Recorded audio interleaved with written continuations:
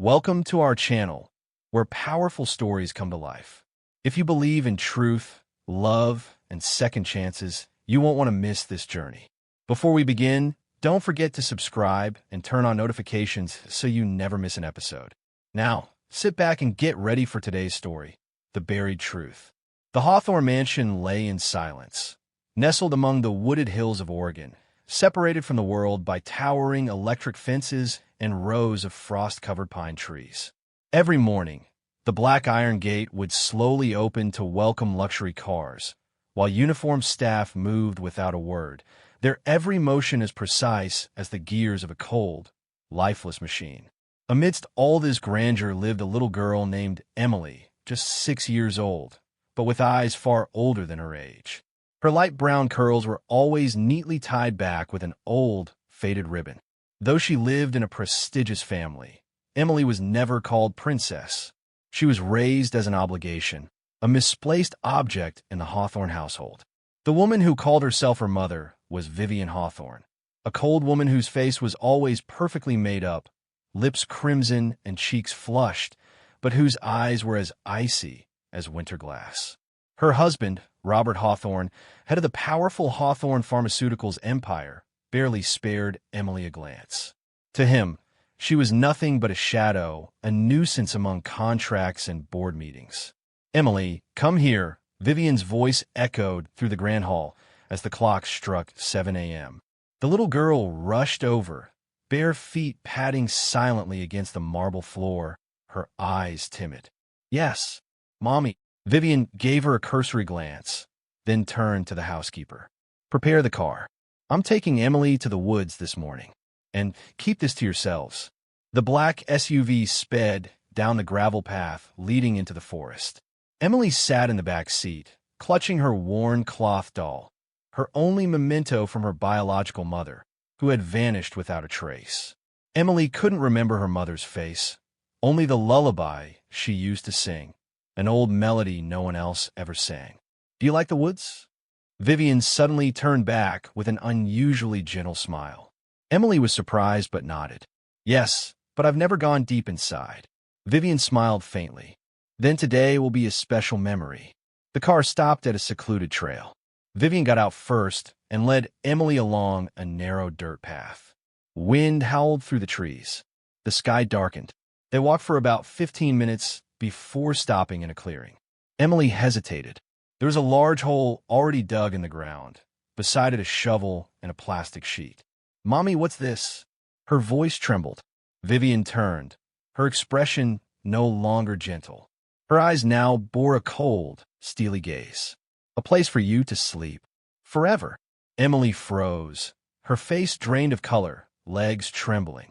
"You're a curse," Vivian said coldly. "This family cannot survive with you here. I've tried, but every sign points to you as the reason we're falling apart." "No, I'm a good girl," she cried, inching back. But behind her was nothing but forest and the chilling pit. Vivian said nothing. She laid the plastic sheet in the grave. As she turned to grab the shovel, thunder cracked across the sky and rain poured down. The soil around the pit loosened, the edges crumbling. Emily screamed and ran into the woods, her little feet slipping in the mud, shoes left behind. Vivian cursed and ran after her, but the rain swallowed Emily's footsteps. The girl vanished into the forest, escaping the grave that was meant to be hers. Rain poured down, wind howled, but Emily kept running. Her legs bled, her dress soaked in mud. She didn't know where she was going, just away, far away from the thing people called family. When her body could no longer take another step, she saw a small wooden cabin, a dim yellow light glowing behind the window. She stumbled to the door and knocked weakly. A middle-aged woman opened it, shocked. "Oh my God, where did this child come from?" The girl whimpered. "Please, help me. My mommy tried to bury me alive." The woman stood frozen. She was Linda Reed, a retired nurse living off-grid with her older brother, Dr. Samuel Reed, a former physician whose wife and daughter had died mysteriously 5 years earlier. Linda carried Emily inside, wrapped her in a warm towel. Samuel hurried down the stairs and checked her injuries. But when his eyes fell on a small star-shaped birthmark on her shoulder, he froze. His heart pounded. That mark, it was identical to Catherine's, the daughter he had lost. Emily awoke in the middle of the night inside a warm wooden room, its low ceiling and faint scent of pine wood filling the air. Outside, the rain continued to fall gently. She blinked slowly, her throat dry and her body sore. A white bandage was wrapped around her shoulder, and someone was sitting beside her, gently wiping sweat from her brow. "You're awake?" said a deep, gentle voice. Emily turned her head. In front of her was a middle-aged man with graying hair, wearing a slightly wrinkled white coat. His face showed clear concern. Next to him stood the woman who had rescued her, Linda. "Where am I?" Emily asked in a soft, hoarse voice. "You're safe now. In our cabin," the man replied calmly. "I'm Samuel, and this is Linda. You don't have to be afraid anymore." Emily tried to sit up, but Samuel stopped her. "Not yet. You had a high fever all night, and you're still weak. Rest first." Linda placed a warm glass of milk on the nightstand. "Are you hungry, sweetie? Would you like some milk?" Emily nodded lightly, though her eyes remained wary. Memories of the previous morning flooded back like a nightmare. The forest, the cold grave, Vivian's stare, the pouring rain, and her abandoned shoes. Samuel excused himself and left the room briefly. When he returned, he held a small envelope. He had taken a strand of Emily's hair while she slept and sent it to a friend working at a genetics lab in Portland. No one knew he was holding onto a deep, unshakable belief that this little girl was Catherine, the daughter he lost 5 years ago. Linda noticed the odd look in Samuel's eyes, but said nothing. She placed a hand gently on his arm as they stood by the door, looking into the night. "You really think it's her?" Samuel exhaled heavily. "The star-shaped birthmark on her shoulder. Do you remember? Catherine was born with it, and Emily has the exact same mark. That can't be a coincidence." Linda said nothing. She knew Samuel had never stopped searching, even after the police closed the case due to a lack of leads. Catherine's disappearance had broken Karen, Samuel's wife and Linda's twin sister. The next morning, Emily felt much better. Linda fed her porridge and braided her hair gently. In daylight, Linda could observe her more clearly, the clear gray eyes, the shy smile, and the lullaby. While Linda was folding a blanket, Emily softly hummed a tune. "Mama, I'm sleeping now. My dreams float through the hills somehow." Linda froze. Her heart skipped a beat. She turned sharply to the child. Where did you learn that song?" Emily flinched and looked down. "I don't remember. I think I dreamed about someone singing it a long time ago." Tears welled up in Linda's eyes. That was the lullaby Karen had written for Catherine. No one else knew that melody. That afternoon, Samuel received a call from the lab. "Sam, are you there?" his friend said, voice trembling. "Yes. What's wrong?" "The result, it's a full match. That girl Emily, she's your daughter. She's Catherine Reed." Samuel stood still, unable to breathe for a moment. His hands trembled as he lowered the phone. Linda came in from the kitchen, eyes questioning. "It's her. It's Catherine," he whispered, tears welling in his eyes. Emily sat in the corner, playing with her rag doll. She looked up and saw Samuel staring at her, eyes full of emotion. She walked over cautiously. "Are you okay, mister?" Samuel knelt down and hugged her tightly. He couldn't speak. He just held her, as if trying to make up for 5 lost years. Emily stiffened at first, but, strangely, she didn't feel afraid. She felt familiar. That evening, Samuel decided to tell her the truth. He brought out a photo album and pointed to old pictures. "Do you recognize anyone?" Emily looked at a photo of a woman holding a baby. After a moment, she hesitantly pointed. "I saw her in my dream." Linda held the little girl's hand, her voice breaking. "You didn't dream her. That's your real mother." The three of them held each other in the warm, rustic kitchen. But Samuel knew this peace would not last. A burning question remained. Why was Catherine, now Emily, switched and placed in the Hawthorne family? Who orchestrated it? And did his wife's so-called accident hide something more sinister? He knew that to reclaim his daughter, he would have to confront one of the most powerful families in Oregon, the Hawthornes. 3 days after receiving the DNA results, Samuel sat silently at his desk in the small room behind the cabin, once his home clinic.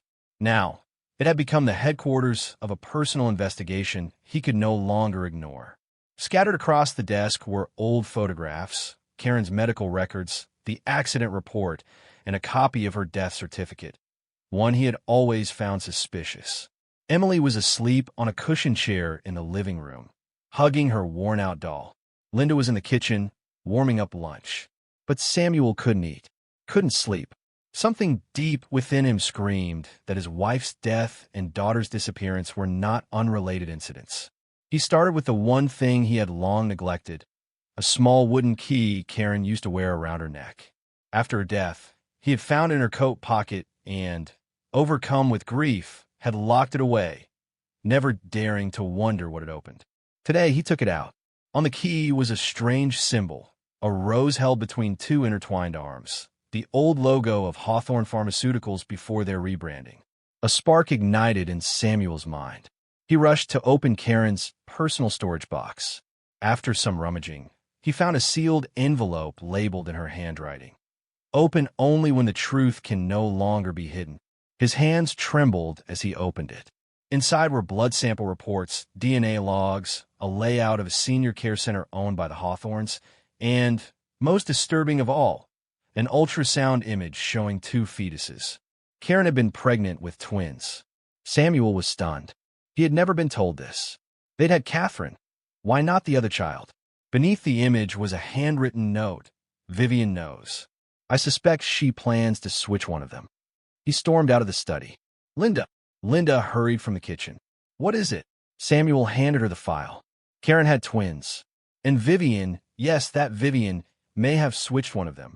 Linda's eyes widened. Vivian Hawthorne? I remember her. That woman was cunning. Karen used to say Vivian changed after marrying into that family. And after Karen started working at the Hawthorne Research Center, she became distant. Samuel nodded grimly. Do you remember the car crash that killed Karen? The brakes weren't checked at the maintenance stop. And guess who told her to go to the nursing home outside Portland? A place that secretly housed Hawthorne's genetics lab? Vivian. Linda's voice dropped. You think Vivian planned the accident, switched the babies, and made the world believe your daughter had vanished? Samuel clutched the file. I don't just think. I know. That afternoon, Samuel changed into plain clothes and drove an old car into downtown Portland, where the original Hawthorne Institute once stood. The building, now boarded up, had a basement Linda once mentioned was still in use for internal research. Samuel found a side entrance, still locked with an old mechanical latch. He pulled out the wooden key. Click! The door creaked open. Dim lights flickered inside. He followed a narrow hallway down to the basement, heart pounding. The air reeked of antiseptic. On the walls were faded diagrams of human genes. A wooden door stood at the end, next to an electronic lock. He inserted the key. Click! Inside was a storage room filled with filing cabinets, computers, and cold storage freezers. He found a cabinet labeled Infants 2015. He flipped through the files. One caught his eye. Female twins, mother, Karen Reed, father, Samuel Reed. Twin A, Catherine. Twin B, name unknown. Status, separated by order of HV. Ha Sal, Vivian Hawthorne. A noise behind him broke the silence. Samuel turned around. A man in a black suit and sunglasses stood at the door, voice icy. We knew you'd come back here, Dr. Reed. Samuel stood still. Who are you? I'm head of Hawthorne Security. You've entered a restricted zone. Samuel raised a file in his hand. I'm done hiding. I'm taking this public. The man smirked. You think a piece of paper will bring down the Hawthorns? Remember, your wife paid the price. Don't let your daughter follow. Samuel clenched his fists. You murdered my wife and stole my daughter. The man reached for something in his coat. Without waiting, Samuel smashed a nearby window and escaped into the pouring night rain, the file clutched tightly in his arms. That night, he returned to the cabin, bruised and soaked, but eyes ablaze. Linda and Emily stared at him in shock. I'm back, he whispered, kneeling to hug Emily. And this time, I'll protect you, no matter what. 1 week after escaping from Hawthorne's secret research facility, Samuel sat in the office of Angela Foster, a former classmate and now a respected attorney in the Oregon State Prosecutor's Office. Only 3 people were present: Samuel, Linda, and Angela. On the desk lay the thick file Samuel had retrieved from the basement lab. Angela flipped through the DNA results, ultrasound images, and Karen's old signed testimony. Everything in perfect order. "I can't believe this," she murmured. "A baby-switching conspiracy, a murder cover-up, and all orchestrated by a powerful family." Samuel nodded. "There's no doubt anymore. Vivian Hawthorne isn't just involved. She's the one pulling the strings." Angela placed her hand over the file. "If what you're showing me is real, this case will shake the country. But are you ready to take them on?" "They won't back down." Samuel raised his head, eyes resolute. "I've lost my wife. Nearly lost my daughter. I can't back down now." Angela stared at him for a long moment, then nodded. "I'll help you, but we must proceed carefully, step by step." Meanwhile, at the Hawthorne estate, Vivian sat in her reading room, swirling red wine in her glass as she stared at a laptop screen. Surveillance footage from the basement lab played before her, showing Samuel stealing the documents and fleeing the guard. Her husband, Robert Hawthorne, entered the room. "What did he take?" Vivian sipped her wine without turning. "Enough to destroy us." Robert narrowed his eyes. "Shall we clean it up?" Vivian paused, then shook her head. "Not now. If we move too quickly, the media will catch wind. We'll take another route. Hit him where it hurts most, his child." Back at the cabin, Linda was chopping vegetables in the kitchen when Emily ran in, clutching her rag doll, looking scared. "Aunt Linda, there's a man outside. He's watching us through the trees." Linda froze. She stepped onto the porch. Among the thick, shadowy trees, she caught a glimpse of a dark figure vanishing behind the bushes. Samuel, on a call in his study, heard her shout and ran out. "What's wrong?" Linda whispered, her eyes locked on the forest. "I think they found us." Samuel tightened his grip on the phone and immediately called Angela. The next morning, Angela filed a lawsuit against Hawthorne Pharmaceuticals in the Oregon State Court. The charges: illegal human trafficking, evidence tampering, and attempted murder. Vivian and Robert Hawthorne were listed as primary defendants. Within hours, social media, news outlets, and television channels erupted in shock. The name Hawthorne, once synonymous with power and prestige, now blazed across headlines. Bloodline scandal. Billionaire family accused of switching children to escape ancient curse. Vivian immediately summoned her private lawyer, Carl Jenkins, a ruthless, cunning legal strategist. "I want all documents sealed immediately," she hissed. "And you're going to make that lawsuit disappear." Carl smiled coolly. "Nothing's impossible, as long as you're willing to pay." Back at the cabin, Linda and Emily packed hastily. Samuel knew Hawthorne wouldn't sit idle. He locked the original documents in a safe, keeping only the copies on hand. He also contacted a witness protection agency, ready to vanish if things escalated. That night, while Emily slept peacefully, Samuel sat alone at his desk, holding a faded photo of Karen. On the back, in her handwriting, "If I'm gone, protect our child the way I tried to protect you." Tears fell silently onto the photo. Just then, a faint noise came from the back window. Samuel turned sharply. A masked man burst through the glass, knife in hand. "Linda, get Emily and run." Samuel shouted. The attacker lunged, but Samuel blocked him. They grappled fiercely. Linda rushed out the front door with Emily, heading for the car. Meanwhile, Samuel wrestled the assailant to the ground and ripped off his mask. It was the same security guard from the Hawthorne facility. "You people would kill a child?" Samuel growled. The man smirked. "We don't need to kill her. She just needs to disappear. Forever." Samuel punched him hard, then tied him up. When the police arrived, the man was arrested. But Samuel knew this was only a warning. The next morning, he received an urgent call from Angela. "Vivian has filed a counterclaim. She's accusing you of kidnapping a legal child." Samuel froze. "There's only one way to protect Emily now," Angela said grimly. "We have to go public with the DNA results before the court." The official trial began on a gloomy morning at the Oregon State Court. Outside, Hundreds of reporters, journalists, and curious citizens gathered, crowding the courthouse steps. Banners, cameras, and a sea of voices filled the air. One group of law students held up a sign that read, "Justice for Emily."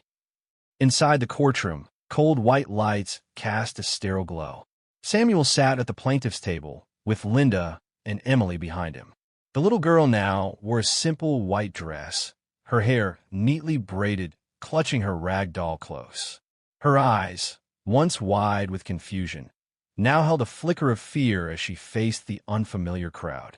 Across from them sat Vivian and Robert Hawthorne, alongside their private attorney Carl Jenkins. Vivian, dressed in a sharp silver-gray suit, appeared calm, composed, almost as if she were attending a corporate board meeting, not a trial for child abduction.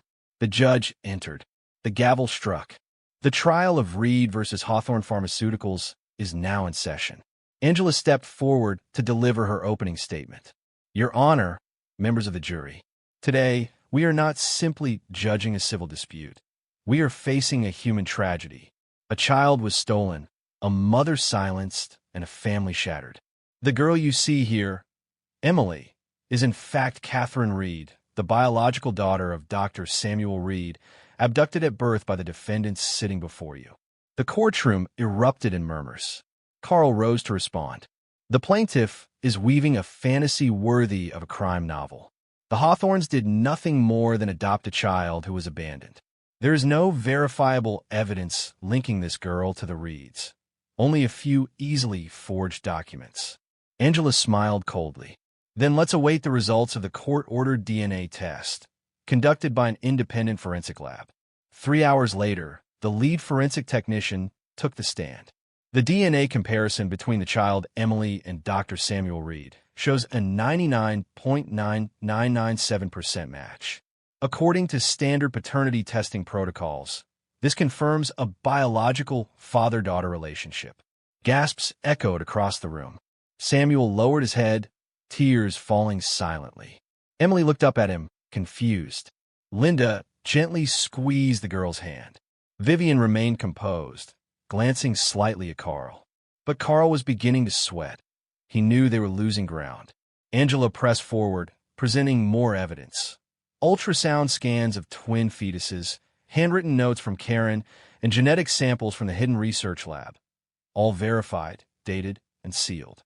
Vivian Hawthorne, fearing an ancient family curse tied to bloodline inheritance, orchestrated the switching of one twin at birth.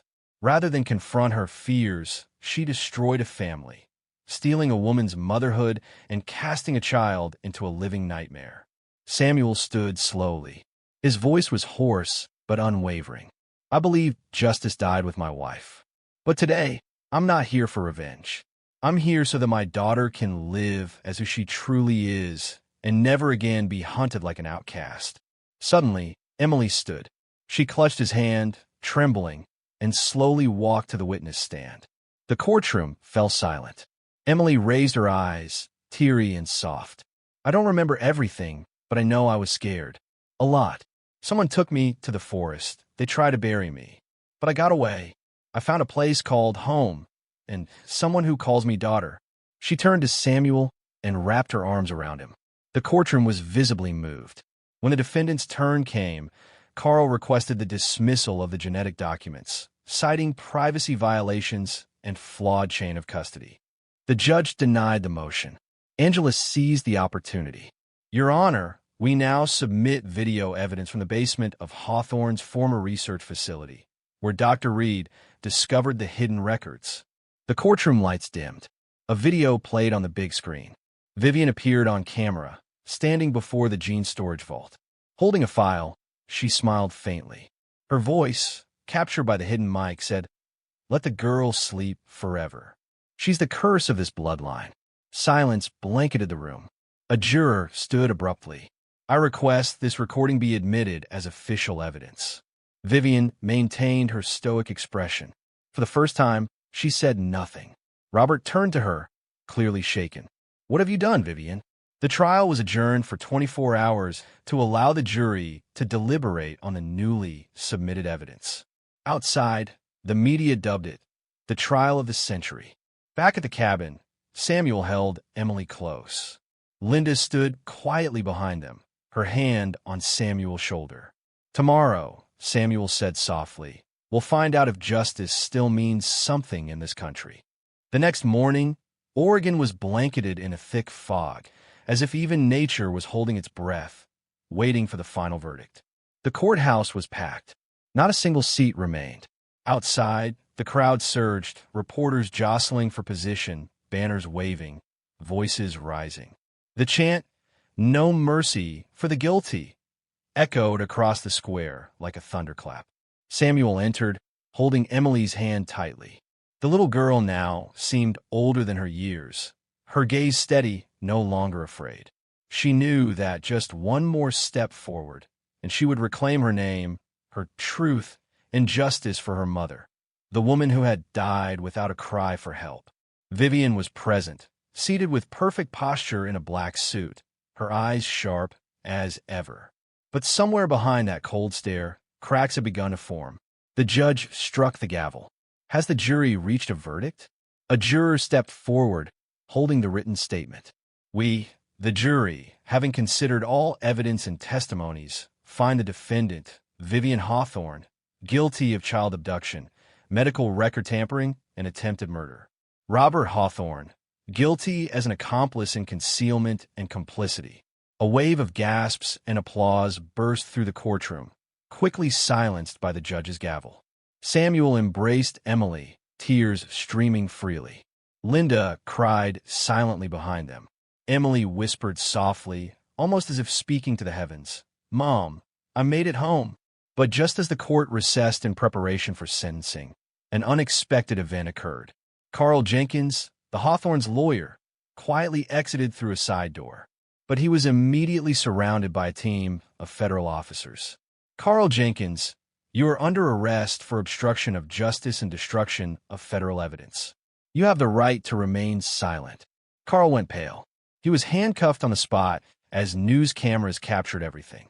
The police revealed that they had uncovered an encrypted hard drive containing Vivian's confession and financial records tied to multiple offshore bribes. That afternoon, the Oregon state government ordered the freezing of all Hawthorne assets, and a full investigation into 15 years of financial records was launched. A once unshakable empire now crumbled, brick by brick.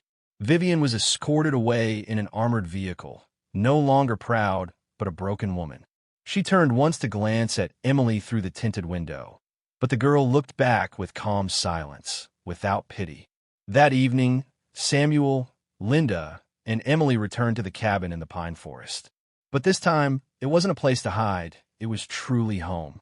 Emily hung up the old painting her mother Karen had drawn during pregnancy, one half bright, one half dark. Now, the light had returned. Samuel lit a candle before a small altar he had built for Karen. "You see, Karen, I kept my promise." Linda sat beside him, gently holding his hand. And Emily finally knows what it means to belong. A few weeks later, at a formal press event at Portland City Hall, the governor of Oregon presented Emily with a new birth certificate bearing the name Catherine Reed. She stepped up to the podium and, for the first time, addressed the crowd with a firm, clear voice. "They once called me cursed, a burden, but today I know I'm the daughter of my parents, and no one has the right to take that away from me." The audience stood and applauded. Tears fell from many eyes. 3 months after the historic trial, spring arrived in Portland. Cherry blossoms bloomed along the city streets, signaling a new beginning, not just for the city, but for the life of Emily, now officially named Catherine Reed. At the little log cabin, now newly renovated and filled with warmth, sunlight streamed through the windows, dancing in the golden strands of the young girl's hair. Catherine sat quietly, painting a lavender field. In the distance of her picture, a woman with open arms embraced a small child. Samuel stood behind her, watching silently. For the first time in years, he felt true peace. No more running, no more fear of losing anyone else. Linda entered with 2 mugs of warm cocoa. "She didn't nap again, did she?" "No, Samuel Smythe. She says today is important." "What day?" Linda asked. Catherine looked up, beaming. "It's the first day I go back to school, with my real name. The new school was in a quiet suburb. No one there knew Catherine's painful past, only that she had been through much and still carried a radiant smile. Her classmates welcomed her with a mixture of curiosity and admiration. In our class, Catherine presented a painting titled My Home. The teacher asked, "Why did you draw two suns in the same sky?" Catherine replied softly, "Because I used to live in darkness. But now I have two lights to guide me, my dad and my aunt." The room went quiet before erupting into applause. That afternoon, as Samuel picked her up from school, he received an unexpected call from the state government. A formal voice greeted him. "Dr. Reed, we'd like to invite you and your daughter to a ceremony honoring those who bravely fought for justice." Samuel was momentarily surprised. "We only did what we had to do." "Exactly," the voice replied. "That's why you deserve it." At the ceremony held at Portland City Hall, Catherine was invited to speak. Dressed in a simple white dress, she stood under the lights, her face glowing with courage. There are people in this world who are told they're not worth living, just because they're different. There are children who lose their names and their families. But the worst part isn't the loss. It's believing we're not worthy of love. Today, I'm not here for the past, but for the future. I want to tell everyone who's ever been hurt, we are not invisible. We are not forgotten.